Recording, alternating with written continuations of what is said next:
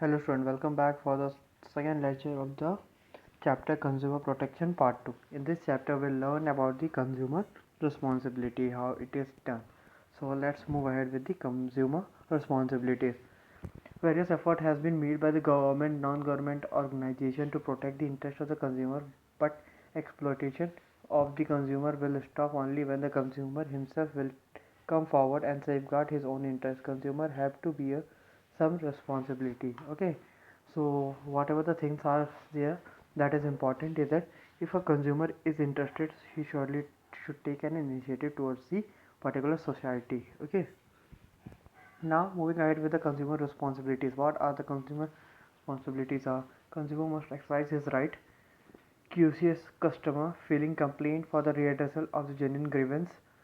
Consumer must be quality conscious and do not carried away by advertisement. Okay, the first one about it is a consumer must exercise his right. Okay, under the Consumer Protection Act, the consumer is granted various rights such as right to safety, right to choose, right to hurt, etc. But this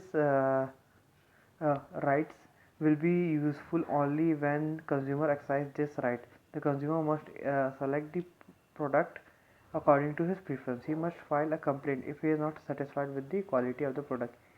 He must be aware of his rights and exercise them whenever required. Okay, means consumer has to apply his own particular funda about the product. If he is not satisfied with the product, he can directly complain to the particular readdressal agencies. Okay, now moving ahead in the second part is that QCS consumer. Okay, the consumer should not blindly believe on the words of the seller. Means every seller, what they try to do is they try to molest the people. Okay, he must insist on getting full information of the quality, quantity, utility, price, etc. of the goods and services. Means everything detail, little details are very much important for the consumer. Okay, so QCS customer should be there. Okay, next one is the filing complaint for readdressal of genuine grievance.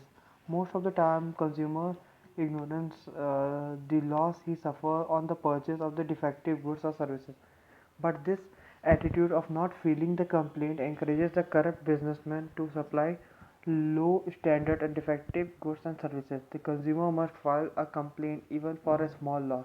This awareness among the consumer will make the seller hmm, more conscious to supply quality product. Whenever the consumer is filing a complaint, it must be genuine. The consumer should not aggregate the loss or the defect of the goods. Okay, so the main thing which is here is about the what are the readers filing complaint. Okay, filing the complaint is important part in the uh, particular agenda.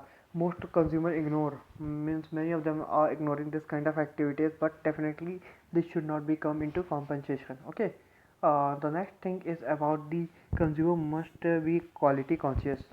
The problem of supply of standard goods, adulterated product and duplicate product can be solved only when the consumer himself stop uh, com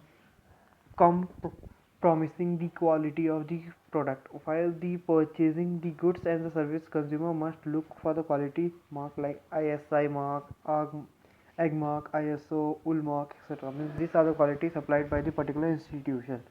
Okay, means the Indian government supplying this kind of institution. Okay, so the next part is do not carry it away with the advertisement.